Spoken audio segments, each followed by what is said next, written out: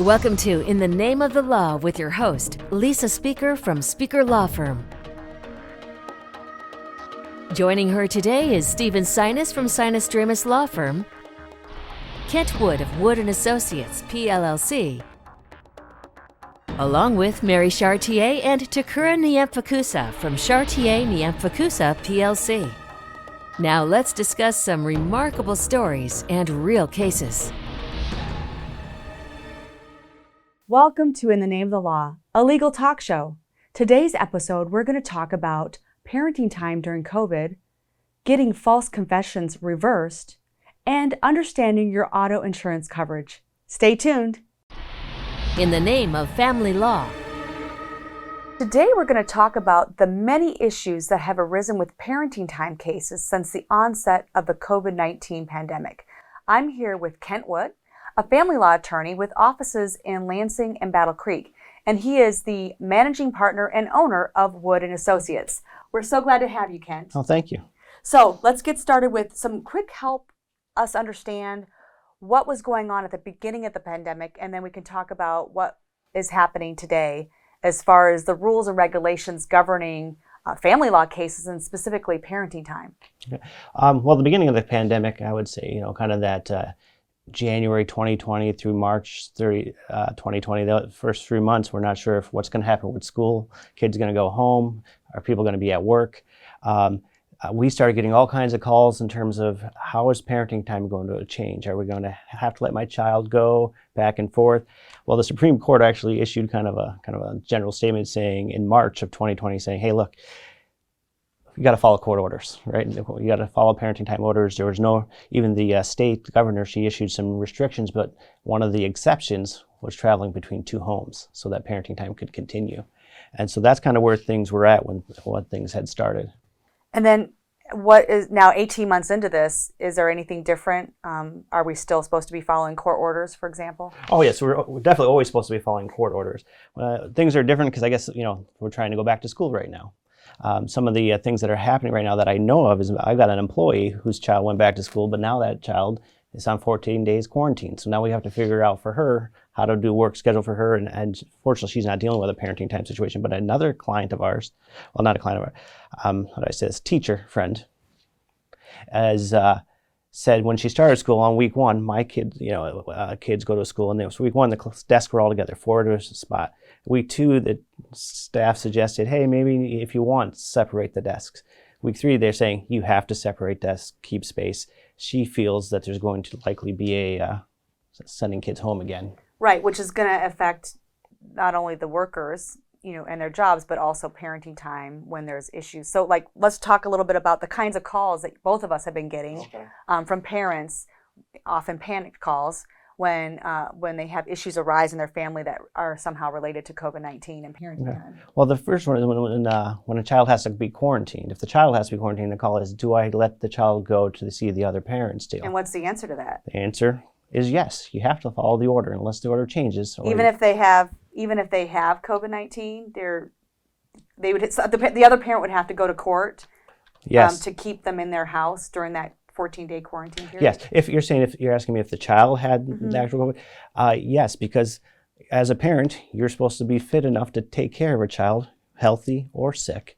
And if the child, and I kind of give advice to clients that if your child's so ill that they can't travel to the other parent's house, that child probably needs to be at the hospital because it's a serious thing if you can't even do that. And Kent, what about the parent who has COVID-19, not the child? So if one household, there's somebody in the household, maybe a parent, who has it and the other household doesn't, what's the rule then? Well, the rule is always follow the court order, unfortunately, but it's become reasonable. And another piece of advice I give is you got to follow the order, but here's a little tip. If you were still a couple, what would you do in this situation? You're not a couple. There's a lack of trust. There's all kinds of issues going on there. It could be very highly contested. But if you were a couple, what would you do? If you can't physically take care of your child, try to arrange things so that they can be with the other parent. So and if a parent, let's say in the house that does not have COVID, is concerned about exposing their child to the parent who does have COVID, that parent is going to have to go get a court order to prevent that parenting time from happening. But I think what you're trying to say is the parent with COVID, let's just be reasonable, folks. Right. Judges want to see parents being reasonable and working with each other during these very trying times, I guess I should say. And maybe you're not required to lose your parenting time because you have COVID, but maybe it's better for the family to do so, right? Right. Okay. Right. So another issue that I've heard come up during COVID-19 pandemic is when the parenting time is having to occur out of state, because one parent lives in California or Montana or Texas. What issues have you heard about and helped clients with regarding out-of-state travel? Well, out-of-state travel, the big issues that come through are what each state had its own restrictions and limits in terms of who can come and who can not go, and how to travel with somebody. And if you had been to a state that had high incidence of COVID, you weren't allowed to travel into certain areas for a while. And even within states, it was certain cities and areas within states at times. That you're kind of stuck with that, because that's another rule of law for that area that you've got to abide by. You still have to try to accomplish the order. So again, the court always says, come back to reasonableness. This isn't going to work because of circumstances. Offer make-up time. If you're afraid your child's going to go somewhere it's unsafe, offer the make-up time. Be proactive, not wait until it's on And top that of really it. ties into my next question, because if a parent's time has been denied by the other parent due to some COVID-19 concerns, can that parent get make-up parenting time? Do they have to go to court to get that awarded to them? Well, they could go to the front. They could file a complaint with the front of the court. The front of the court will enforce only the orders as written. Now, if the parties have made agreements, the court will consider those agreements too when trying to wake up parenting time. They're going to again say what's reasonable. They're going to look at it as a snapshot and look into your life and say, hey, someone was COVID, they were sick and they were in the hospital or couldn't move for 3 days. If you can't work for 4 days because of how bad COVID was, and that happened to me personally, you can't take care of a child for 3 or 4 days. So you just have to, the exceptions and safety things have to be reasonable, and then that will solve things. But they will usually order make-up parenting time if it was totally outside of everybody's control. Right. So one issue that I kept on hearing about over the past 18 months is for those parents that have supervised parenting time. There was, the supervised locations, if there was a facility that they were supposed to go to, those were all shut down. Now, thankfully, I think they're opening back up. But can you talk a little bit about those parents who had supervised parenting time and what parenting time was looking like for them during COVID? Yes, the supervised parenting time, if you don't have a close friend that's trusted to help with that, you got to rely on a service or a volunteer, was tough even before COVID, was to find that. There was so much need for something like that. But with COVID, it became even worse because those places did shut down, and the options available were the same things they kind of did with school. It was like Zoom, phone calls, and Zoom. The difficult part is you're sitting there trying to engage with your child, and the other parent may be there, and if you have a bad relationship with the other parent, it can cutting them short, didn't start on time. They might be the supervisor one, Right. which is very awkward. Yeah. But also Zoom parenting time is not ideal for especially young children, right? It might be okay if you have a 10-year-old, but if you have a 4-year-old, not so much. I often warn clients that Zoom parenting time, you've got to say about 1 minute for every year, and that's about how much attention span you're going to have with someone. Wow. So imagine going from every other weekend to, or even a few hours every other weekend to just a few minutes. It's got to be tough. And then you're at the mercy of internet's working and the other parent agreeing with you and working with you. So do you have any closing advice for parents out there who have parenting time issues? Well, my closing advice now is that, hey, flu season's coming, and I think there's going to be a spike with COVID related to that time of stuff too, because it's just the time of year for that stuff to grow. Plan for it. We already kind of hinting that schools might be moving back to stay at home. Someone might get COVID, someone might be quarantined. Make a plan in advance and offer make-up parenting time in advance. Great. Thank you for those tips, Kent. Thank you. In the Name of Family Law is brought to you by Wood & Associates, PLLC.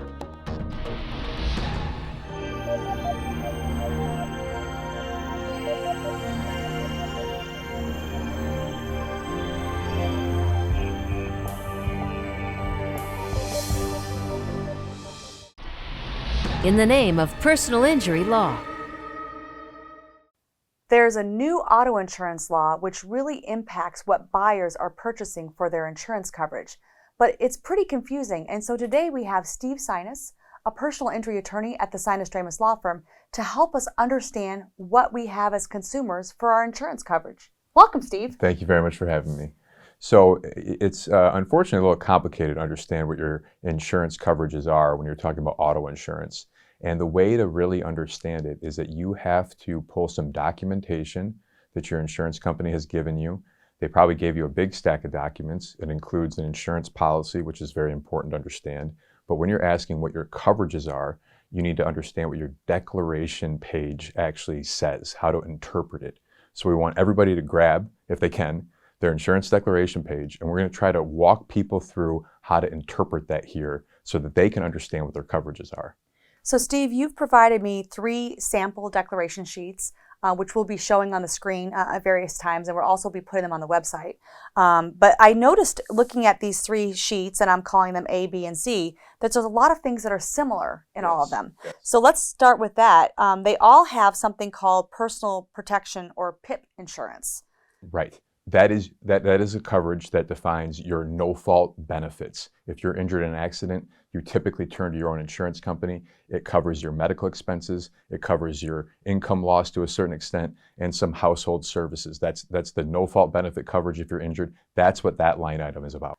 But Steve, I'm also noticing that each of the samples you provided has a different amount of coverage. So can you explain how that works? Yeah, so under the new law, you no longer have to buy lifetime medical expense coverage as part of your no-fault insurance coverage. You can cap your medical expense amount. You can even opt out. So you need to look at the line item on your declaration page to see how much it says you have. If it says unlimited, that means you still have unlimited. On some of the examples, it says $250,000. That means they have $250,000 of medical expenses. It can go all the way down to 50, and some people can opt out. So you have to see the additional language about how much coverage you have here to really understand your medical expense coverage. So for that same PIP coverage, I'm also noticing a difference, which is that some of them are coordinated and some of them are not coordinated. Right. This is even another layer of confusion.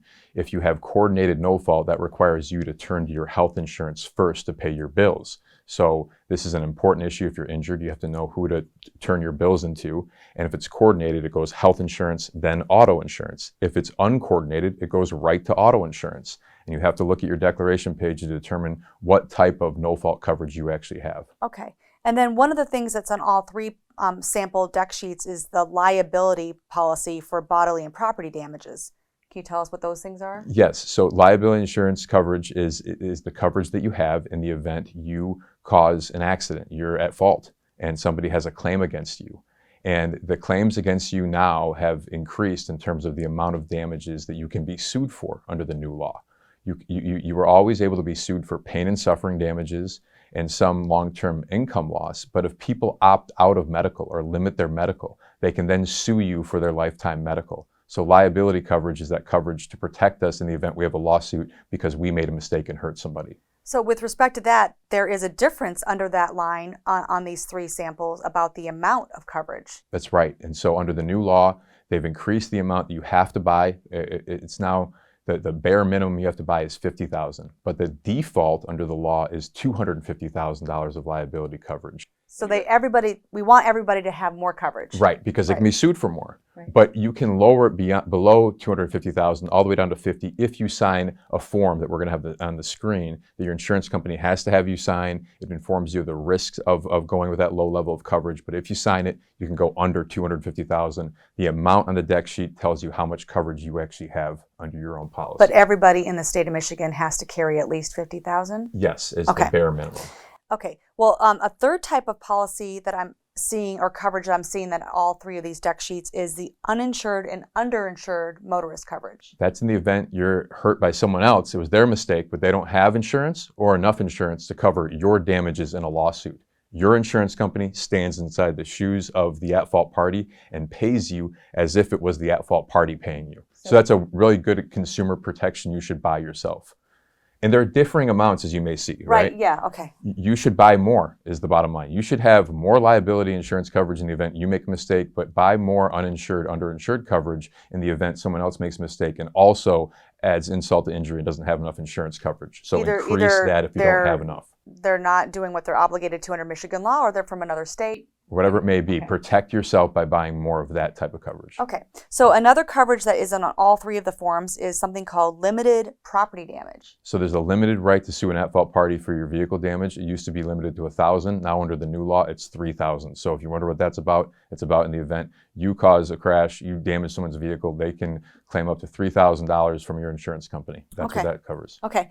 And then there's something called comprehensive insurance? So when you see comprehensive or broad form, that's a coverage that applies to your vehicle in the event your own vehicle is damaged. And the differences between comprehensive and broad form are a little bit varied here. And the bottom line is that when it comes down to it, you want to have some type of coverage for your vehicle because you want to make sure your vehicle can get paid for if it's damaged, and coupled with the reality that the at-fault party is only limited to $3,000 of your vehicle damage. I've had a number of cases where people say, well, I didn't buy the comprehensive coverage. I don't have collision coverage.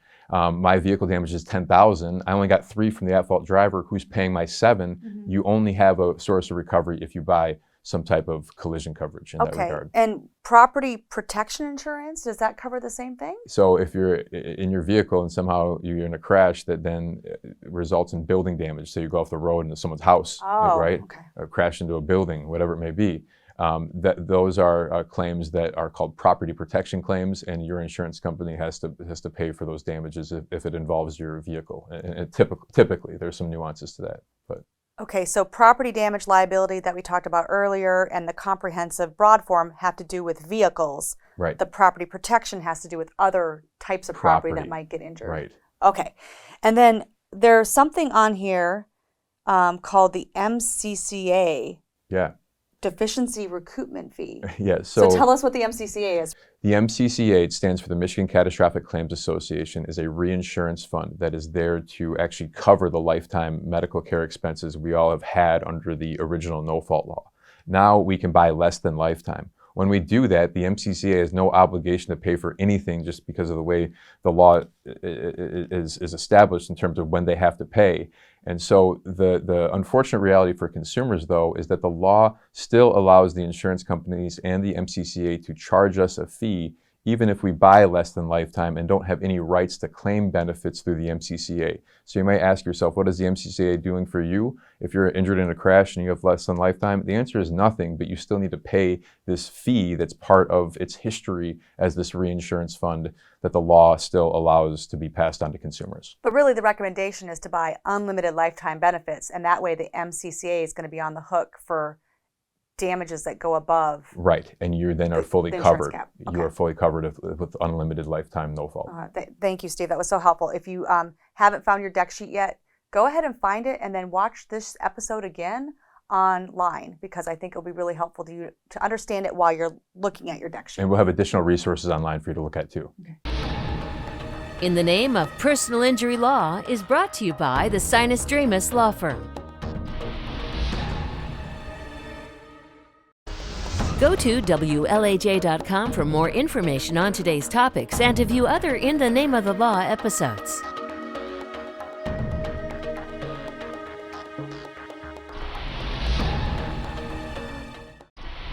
In the Name of Criminal Defense.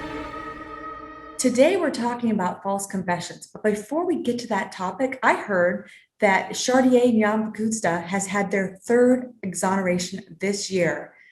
Great job to Cora and Mary.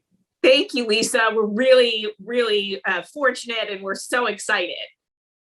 So that's great for your clients. Now, switching back to the topic of false confessions, I think the biggest question in everyone's mind is, why would people confess to a crime that they haven't committed? And are false confessions really, prevalent in the criminal justice system? Yes. Actually, the National Register of Exoneration indicates that at least 13% of exonerations involve a person falsely confessing to a crime that he or she did not do. And nearly 3/4 of those cases were in murder cases. That's the most serious kind of case. And people are falsely confessing.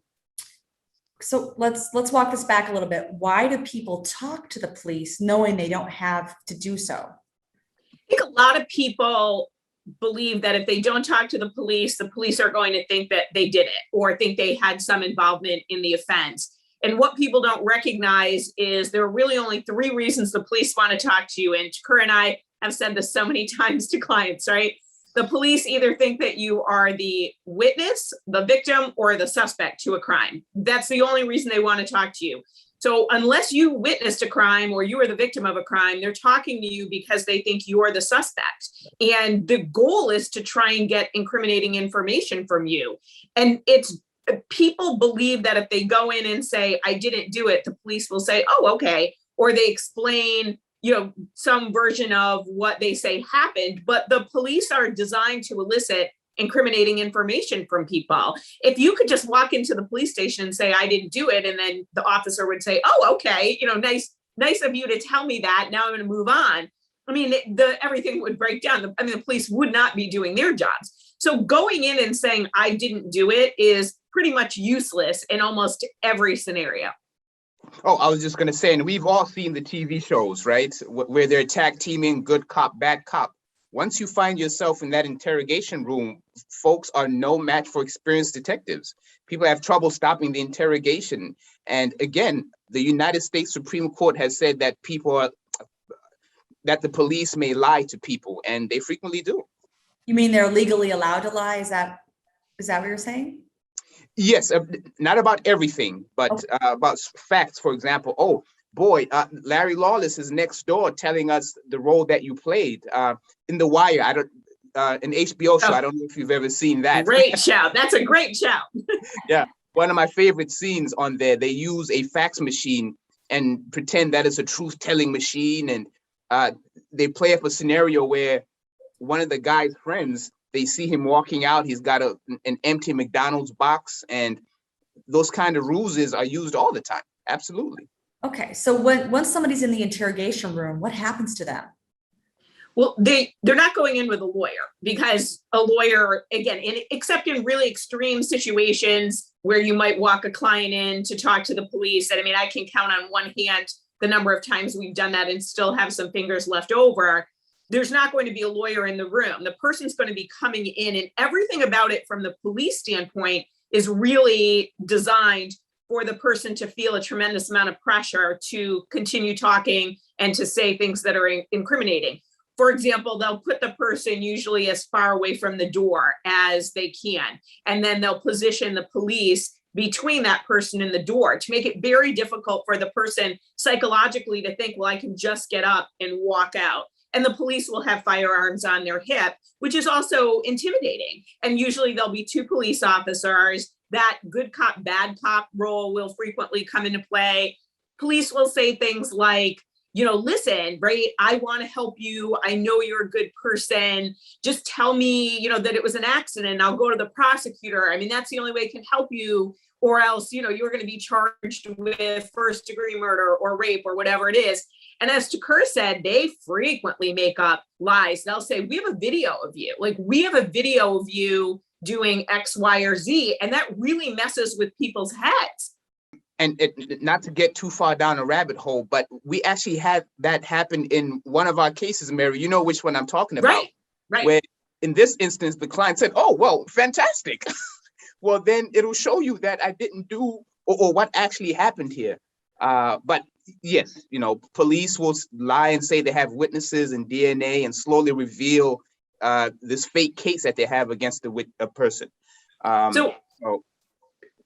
And they'll say, like, for example, we saw you leave with this person, or we saw you touch this person. I watched it on video. And in the case Kur was talking about, the guy came in with a disc and said, this is a disc of what happened. We have it right here. We know that this happened. And it really messes with people's heads because they think, well, this police officer couldn't lie or isn't lying. They're saying they're trying to help me out. So then they'll say, well, maybe I did do this, or maybe I did do that. And, and then that's their confession right there.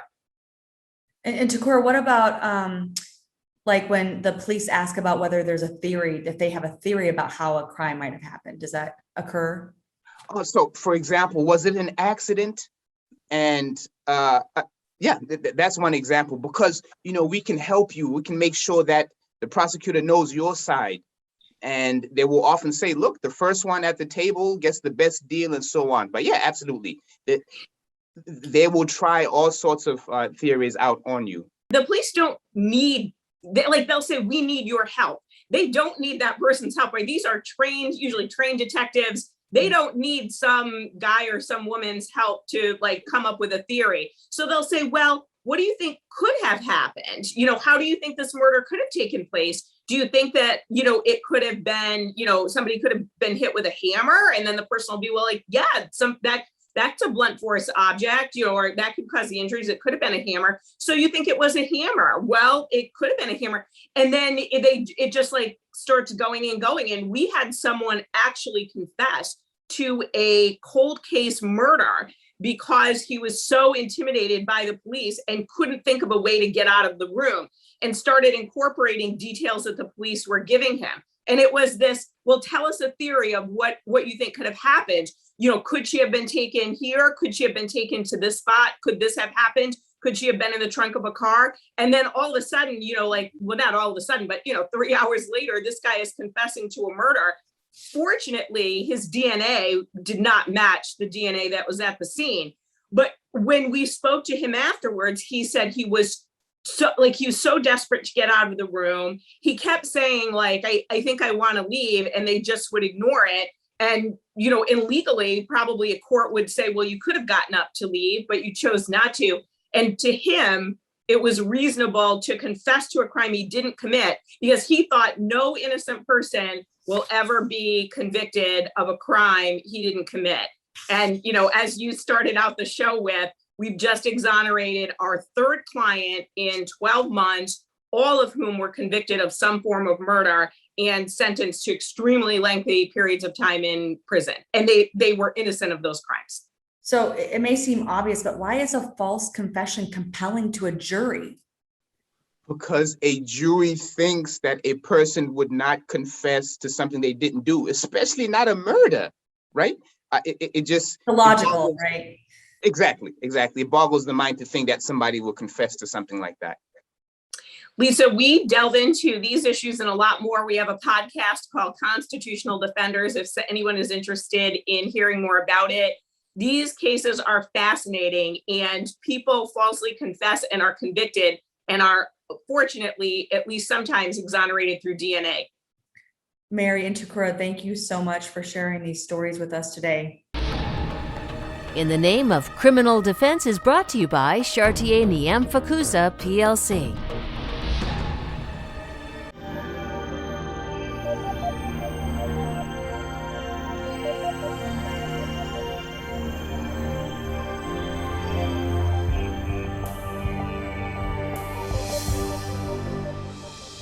Thank you for watching In the Name of the Law. We'll see you next week. Thank you for joining us today for In the Name of the Law. Please go to WLAJ.com for more information on today's topics, and please join us next week for another informative show.